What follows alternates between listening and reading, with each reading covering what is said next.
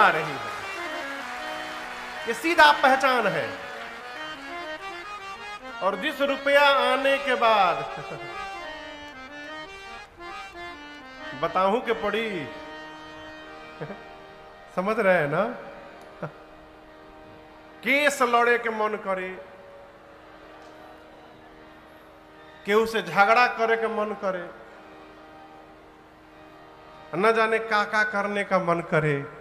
यदि ऐसा भाव जग रहा है तो समझिएगा कि आपके पास श्री नहीं आ रही है, आपके पास धन आ रहा है। जिस प्रकार की वृत्ति से संपत्ति आएगी, हमारे चित्त की वृत्ति उधर ही चली जाएगी, उधर ही हमारा मन जाएगा। ये बड़ा सूक्ष्म विषय है रुपेश भैया, बड़ा सूक्ष्म विषय है। जिस रुपए से घर में अनाज खरीद के जाए, वो रुपया बहुत सात्विक होना चाहिए। अब बतिया बुझाता हमारा। जिस रुपए से भोजन, अन्न, आटा, चावल, दाल खरीद के घर में जा रहा है, वो रुपया अपने ईमान की कमाई का होना चाहिए। यदि गलत ढंग के रुपए का अन्न मुख में चला गया, हिम्मतियां विकृत हो जाएगी, समाप्त हो जाएगा सब। धर्मशील है वैसे आपकी श्रीमती जी, कौशल्या जी धर्मशील है। आपने गुरु की सेवा की, आपने ब्राह्मणों की सेवा की, आपने गौ की सेवा की, आपने देवताओं की सेवा की। अरे आपके बारे में कोई क्या कहेगा? राजन राम सरिस सूत जाके।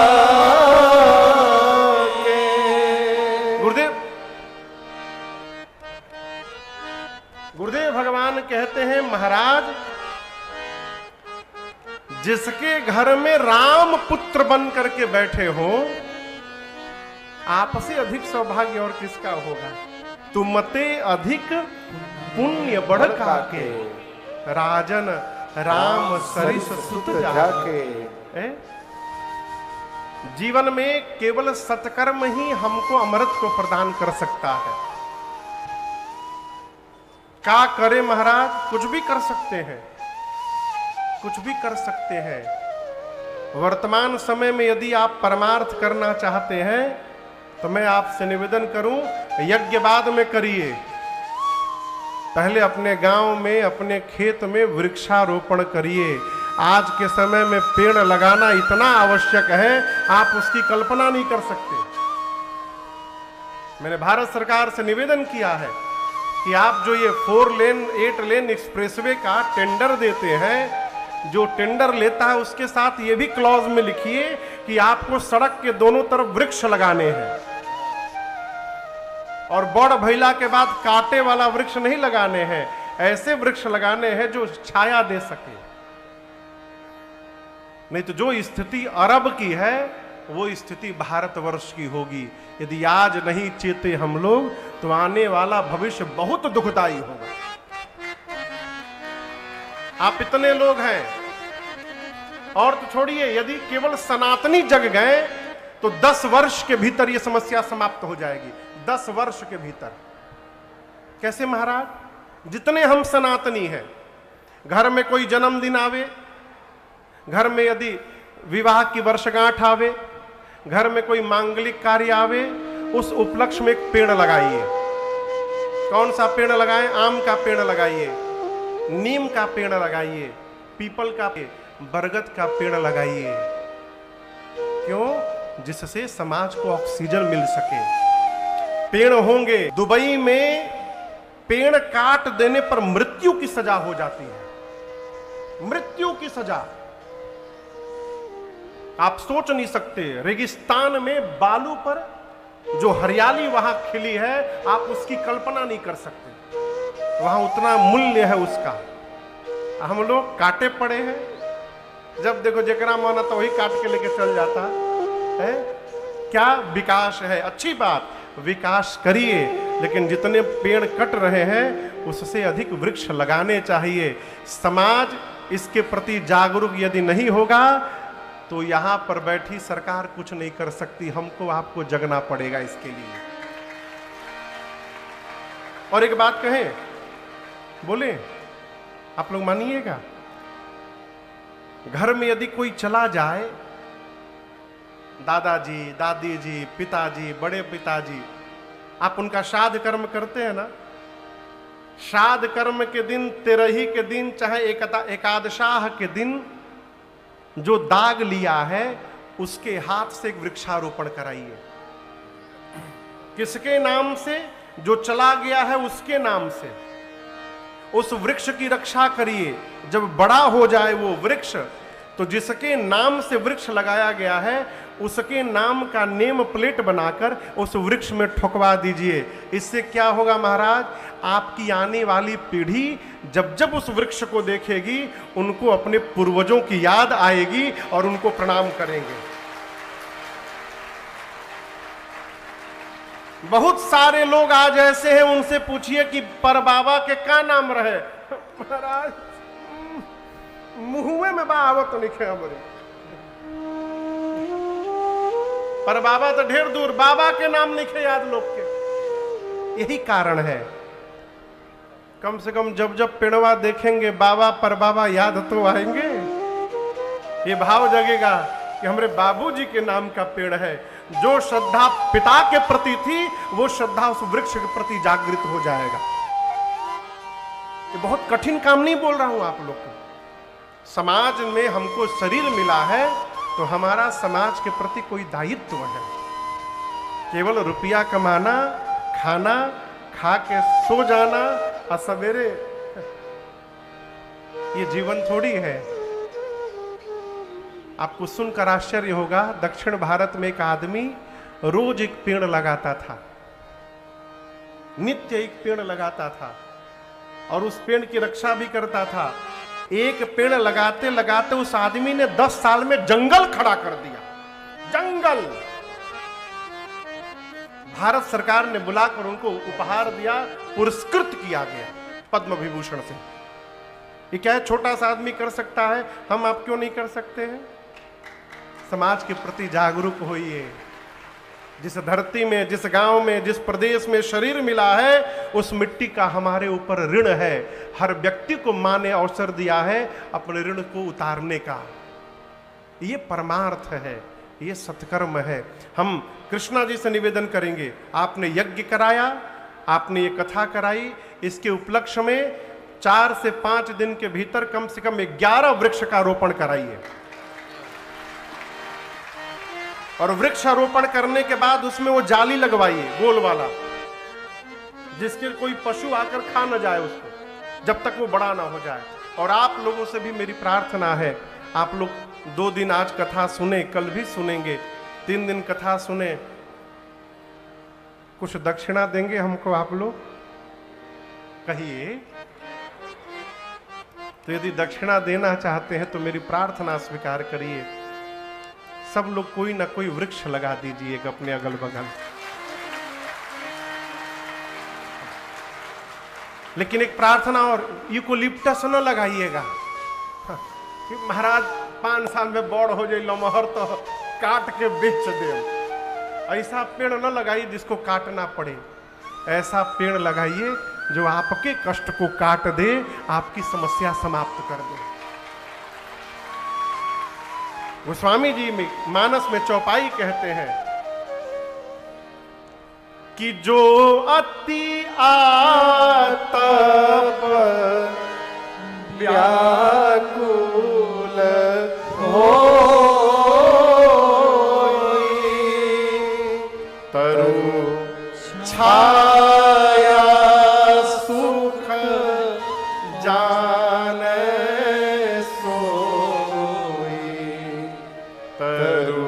छाया। मुहूर्त बताया। और आपको बताऊं, वो दिन आया, महाराज जाकर निवास में बताएं, माताओं ने बारात की तैयारी की, सुंदर रथ पर गुरु जी को बिठाया गया, बगल के रथ पर महाराज बैठे। ऐसा लग रहा है कि मानो वशिष्ठ जी और दशरथ जी नहीं खड़े हैं, साक्षात देवगुरु बृहस्पति और देवराज इंद्र नीचे आ गए हो। अयोध्यावासी अपने अपने वाहन पर बैठे, भरत भैया, शत्रुघ्न भैया अश्व पर विराजमान हुए, महात्मा कीर्तन करने लगे, नगाड़े बजे, वाद्य बजे, बोलिए दुल्हा सरकार की जय। बारात चली अवधा नगरिया से, अरे अवधा नगरिया से चलली बारियतिया है, सुहावन लागे जनक नगरिया भैले शो, हे सुहावन लागे जनक नगरिया भैले शो, हे सुहावन। बरात बर सुनी गह गहे निशान, बाजा सुनाई पड़ा तो महाराज जनक के घर से अगुवान लोग सजी गज रथ पद चर तुरग लेन चले अगवान लोग बारात के स्वागत के लिए पहुंचे। मंगल द्रव्य सोने के घड़े में कलश में भर भर कर कनक कलश भरी कोपर थारा भाजन ललित अनेक प्रकारा जाकर बारातियों का स्वागत किया गया है। जब मिथिला का समाज और अयोध्या का समाज मिला है तो गोस्वामी जी कह रहे हैं ऐसा लग रहा है मानो दो समुद्र आपस में मिलन कर रहे हैं। स्वागत करके जनक जी महाराज ने बारातियों को जनवासे में स्थान दिया है। जनवासा बुझाता ना, कहिए। अरे पूछ रहा हूं, का जनवासा माने का?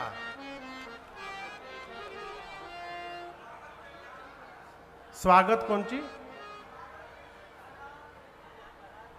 स्वागत के लिए जो सजाया जाता है। बारात जहां रुकेला राती खान ओक जगह जेकरा बड़हन दुआर बा वो मैरिज हॉल में बियाह करता। अच्छी बात है, लेकिन शोभा तो अपने द्वार पर आवत है।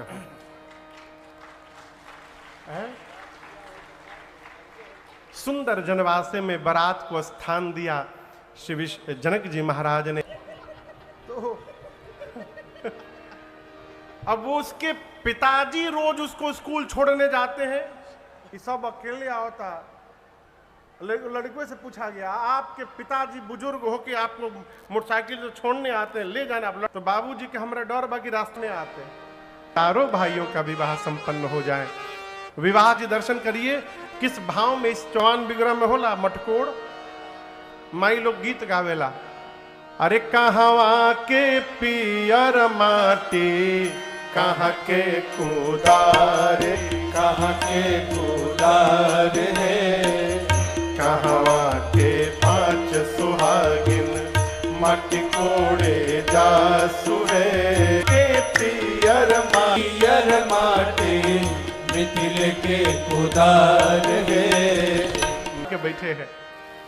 विवाह का दिन आया, गोधुली बेला आई, धेनु धेव धूर बेला विमल सकल सुमंगल मूल, विप्रन कहे विदेह सन जानी सगुन अनुकूल। जैसी गोधुली बेला हुई जनवासे में सूचना दी गई और महाराज दशरथ बारात लेकर के जनवासे से निकले द्वार पूजन के लिए। राम जी दूल्हा स्वरूप में सजकर अश्व पर आरूढ़ हैं, बैठे हैं। गोस्वामी जी कहते हैं भगवान शंकर जी के 5 मुख हैं। कितने मुख हैं? 5। जोर से बोलिए। एक मुख में 3 नेत्र हैं, तो कुल कितने आंख हो गए ब्रह्म शंकर जी के? 15। शंकर भगवान 15 नेत्र खोल के राम जी के स्वरूप का दर्शन कर रहे हैं। ब्रह्मा जी के कितने मुख हैं?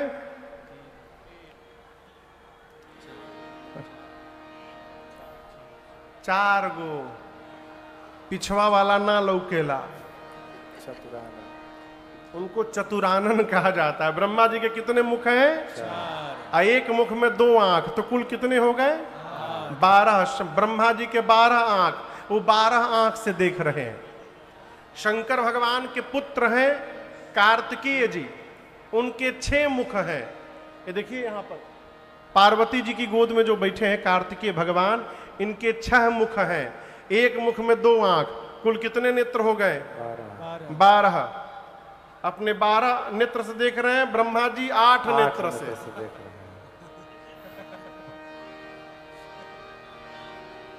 अब हम गिनतियों पढ़ाई तो लोग के 8 दूनी 12, 8 दूनी 16, 4 दूनी 8।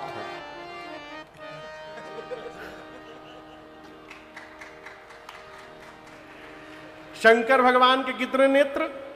15। कार्तिकेय भगवान के कितने नेत्र? 12। ब्रह्मा जी के 8। ब्रह्मा जी देख तो रहे लेकिन थोड़ा उदास हो गए। कहे शंकर भगवान 15 आंख से, इनके लड़िका 12 आंख से, हम ब्रह्मा होके 8ही आंख से देखा तनी, उदास हो गए। हमरो लगे आंख कम बा। इंद्र आज भगवान के स्वरूप को हजार हजार नेत्रों से देख रहे हैं। भगवान पहुंचे, द्वार पूजन हुआ है।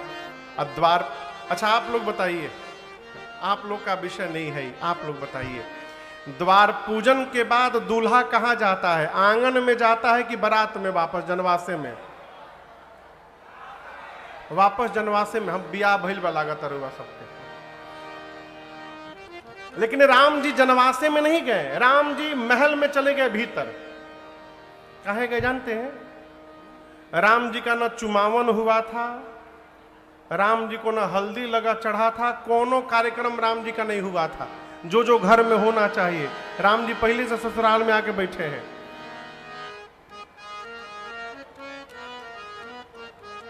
राम जी सब व्यवहार के लिए भीतर जा रहे हैं, प्रकट होकर आहुति लेने के लिए विराजमान है।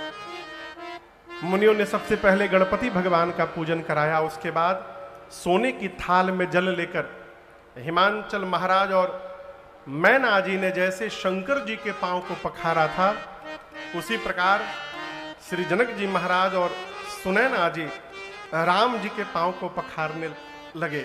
लागे पखारन पाए पंकज प्रेम तन पुरकावे। पूरे सभा के सामने, बरातियों के सामने जैसे जनक जी महाराज पांव पखारना प्रारंभ किए, देवता जो बराती बनकर आए हैं आपस में बात करने लगे, जनक जी आज कौन सा पांव पखार रहे हैं? ध्यान से देखिए आप लोग, ये वही पांव है जो शंकर जी के हृदय में रहता है। ये वही पांव है जिससे अहिल्या जी का उद्धार हो गया। ये वही पांव है जिसको एक बार देखने के लिए महात्मा जन्म जन्मांतर तपस्या करते हैं। ये वही चरण है जिसके स्मरण मात्र से हमारे पाप समाप्त हो जाते हैं। आज जनक जी उसी पांव को अपने हाथ से पखार रहे हैं। जनक जी से भाग्यशाली संसार में दूसरा कोई नहीं है। बोलिए जनक जी महाराज की जय। पद प्रक्षालन हुआ, उसके उपरांत साखोचार हुआ। सीता जी राम जी आमने सामने हाथ जोड़कर बैठे हैं। राम जी की ओर से गुरुदेव भगवान वशिष्ठ जी ने साखोचार किया, सीता मैया की ओर से सतानंद जी ने साखोचार किया है। साखोचार के बाद पाणी ग्रहण संस्कार हुआ, कन्यादान हुआ। कन्यादान के बाद विधिवत गठबंधन करके विधिवत भावरी पड़ी। करी होम विधिवत गांठ जोरी होन लागी भावरी। जब गठबंधन का समय आया ना, तो एक सखी बोली, हम एक बात बोले, हम बचपन से सपना सजाए थे कि सीता जी के विवाह में हम ही गांठ जोड़ेंगे। तो माताओं ने उस सखी से कहा कि आवत तू ही जोड़ दा। अब वो आई तो उसको जोड़ने का ढंग ही नहीं मालूम। तो माताएं उसको कहती हैं, चिर संचित मनोरथ आज पुराऊ है सखी, अब पुराऊ है सखी, सिया सजना के गांठ में बधाऊ है सखी, सिया सजना के गांठ में। वो बोली कैसे बांधे, हमको तो ढंग ही नहीं आता। तो एक बूढ़ी माई आके बोली, हम बताओ तनी, एक काम करो, बर के पटुका के कोर सिय के चुनरी के छोर, बर के पटुका के कोर सिय के चुनरी के छोर, आजू दोनों के बटोरी के अरे अटकाऊ है सखी, अब अटकाऊ है सखी, सिया सजना के गांठ में बंधाऊ है सखी, सिया सजना के गांठ। माई बोली खाली बधवे मत करो, एक और ही काम करो। बोली कौन काम करी? राम प्राण के समान सिया उनहु के प्राण, राम प्राण के समान सिया उनहु के प्राण, दोनों प्राणिन के प्राण में बसाऊ है सखी, अब बसाऊ है सखी, सिया सजना के गांठ में बधाऊ है सखी, सिया सजना के गांठ। गठबंधन हुआ, गठबंधन के बाद भावरी पड़ी और अब मुनियों ने राम जी को आदेश दिया है कि हे राम जी, आप सीता जी के मांग में सिंदूर अर्पित करिए। भगवान खड़े भय के बगल में जाकर विराजमान हुई। दशरथ जी महाराज अपने जीवन के सत्कर्म के फल को आज फलित होते देख गदगद हो गए। गुरुदेव भगवान श्री वशिष्ठ जी जनक जी को बुलाकर कहे, महाराज घर में और बेटी है का आपके? जनक जी हाथ जोड़कर बोले, गुरु जी 3 गो बेटी बची है अभी। गुरु जी बोले, आपके घर में 3 गो बेटी हैं, हमरे घर में 3 गो बेटा है, बुलाओ सबको। यही मारो भाते सभे निपटी आज। और उसी मंडप में राम जी के विवाह के बाद जनक जी के भाई कुशध्वज जी की बड़ी बेटी मांडवी मैया का विवाह भरत जी के साथ हुआ। सीता मैया की छोटी बहन उर्मिला मैया का विवाह लक्ष्मण जी के साथ हुआ और मांडवी मैया की छोटी बहन श्रुति कीर्ति मैया का विवाह शत्रुघ्न भैया के साथ पूर्ण हुआ। अच्छा आप बताइए, माड़ो कितना बिया खाती छवाइल रहे? हमें लोग से पूछ नहीं आना कितना बिया खाती माड़ो बनल रहे? जोर से बोलिए, माड़ो बुझाता ना? कितना बिया हो गई? अब सोचिए, जो पिताजी एक बेटी के लिए माड़ो छावे, ऐसी गुरु जी की कृपा हो कि उस माड़ो में एक नहीं 4-4 बेटियों का बियाह हो जाए। अब इससे अधिक सौभाग्य और आनंद की वर्षा कहां पर होगी। एक साथ 4 दुल्हा दुल्हन खड़े थे, सखियां देखी तो नाचने लगी।